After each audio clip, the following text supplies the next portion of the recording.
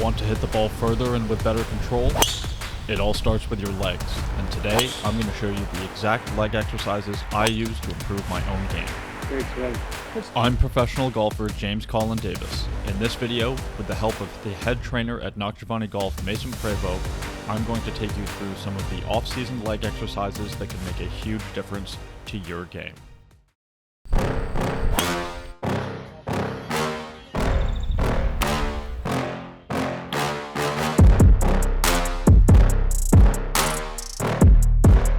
Guys, welcome back to the channel here at Nakhjavani Golf in the fitness section with Mason Prevost. How you doing? Good, how are you, man? Good. Thanks for having me. Yeah, thanks for being on the channel. Really appreciate this. So next we're going to be going over some lower body strength exercises. A really big exercise is the chop bar deadlift because it trains hip extension, which is glutes, and the glutes are very important in golf because again, when we're straightening up our hips, like in the golf swing, that's our glutes as well as a lot of external rotation. Yeah. So the chop bar deadlift will come hip width. So hip width, if you came in and wiped your feet, that's pretty much where we want our feet. We're gonna sit into a squat, grab the bar chest high so the back's straight, and we're just simply pushing from the ground, controlling the way down, and pushing from the ground again, okay? Really want to control on the way down. Control on the way down. What's also going to be important, engaging the lats. So think tennis ball in the armpits, squeeze it so they're nice and tight. Okay. So you'll see as he sits down, his back is nice and straight. He's not rounding his back ever. Good. So breathing technique, he'll breathe in and inhale, brace on the way down, push and exhale on the way up. Good. That's it. Nice easy to do in a squat. Squatting patterns are great. If you don't have the trap bar, you could do a conventional deadlift with a barbell. You could also do normal squats, leg hack squat, anything where you're kind of sitting and then standing. They work very similar muscles. Okay, so again, If somebody's doing this at home, they don't have weights. You could do this with body weight. you could exactly. And then probably just sit and stand. Yeah. Now, because I've done my fair share of bodyweight workouts at home during the pandemic, for example. Yeah. Something I really got into was the really, really slow eccentric, Exactly. and then the isometric hold at the bottom. What are your thoughts on that? Eccentrics and isometrics will definitely help us increase strength, and if we only have body weight, one way to make it harder is to add that tempo. It's a great way of challenging your squats. Instead of doing 100 squats, just slow it down, like James said, and you can do your body weight especially better. Perfect. Right. Goblet squats. So again, same movement pattern as what we were just doing with the chop bar deadlifts, but we're gonna hold the weight in front of us. So this is gonna actually engage a lot of core versus having a weight in back of us as a back squat. Again, we're just sitting into the hips, nice and low, pushing straight up. So again, we're working that hip extension at the top.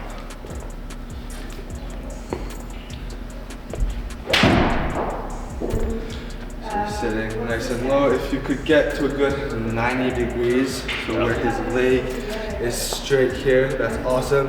You don't necessarily need to go much lower than that. You don't have to squat all the way down to the floor. What he's doing is perfect. Am I getting to 90 degrees? Because I can't. You're getting lower than 90 actually. Oh, okay, cool. Yeah, All right. Hey, not that old. That's a win. Yeah. And if you notice, he kept his body upright. He was not letting the weight drag him forward and round his back. So that's where his core and his lats are very important. You see his back is always nice and straight, which is perfect. So next up, we'll do our lunges. They're tough and a great strength exercise to build every part of your leg pretty much, okay? So you can start with them body weight. If you're unsure how to do them, I obviously just start light again and build up your weight. But what they're gonna look like, if you have room, you could do walking lunges. If not, you can just do them alternating in place. We're gonna take a good step, sink down, and push off that leg back up. So we're working a lot of glutes and quads here, okay? Okay. Let's do that. Now, when I take that step forward and I start sinking down, should I feel like the weight is in the heel of my lead foot, or? Mostly the heel. You want to keep your foot flat on the ground, but you don't want to end up on your right. toes. You don't want the knee. You don't want the knee going too far forward, right? Yeah. Okay. To just kind of feel like you're going straight down, right? Yeah, I mean, you could push your knee a little bit further. Okay. You'll just feel more quad than glute at that point. Gotcha. But don't worry too much if your knee goes towards your toes. That's okay. Unless you have knee problems and it causes you pain. Good.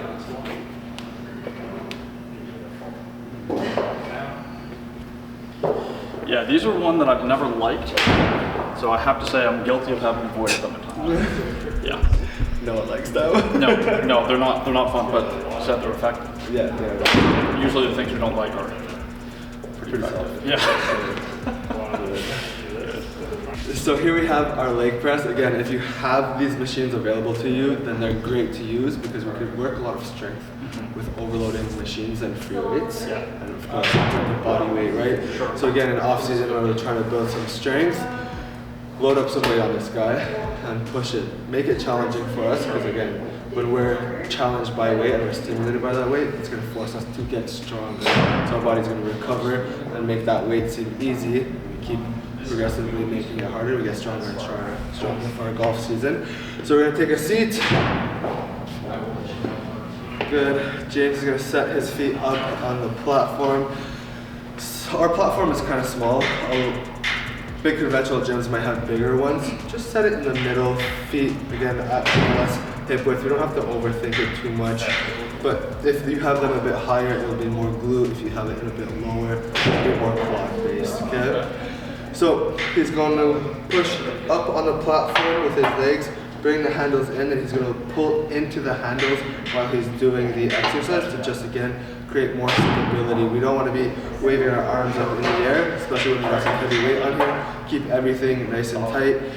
He's going to inhale and brace on the way down. Again, search for that range of motion. So he's coming nice and low. He's not just doing a mini half rep with 400 pounds on here. It's a lot more impressive to do maybe 200 pounds will come, bring his knees towards his chest. So again, we want to come down and get that range of motion. As he gets lower too, you'll feel more of a glute stretch here. You'll feel more of his quad stretch, and that means your muscles are actually working a lot more.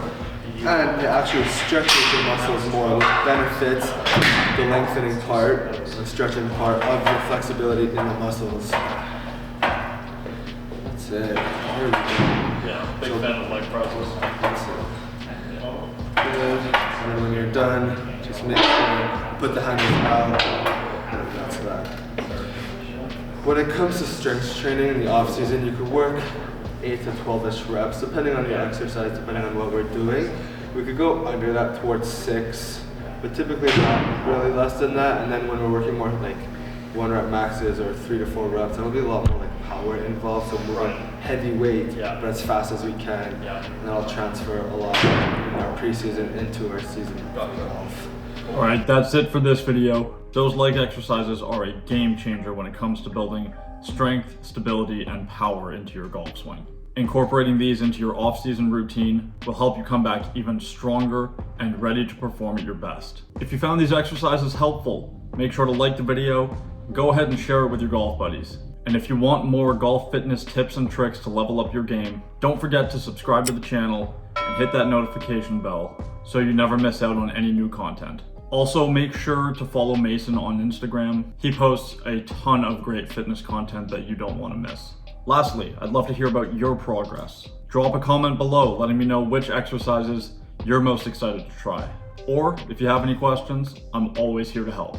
As always, thanks for watching, and I'll be back again next week with another video. Cheers, guys.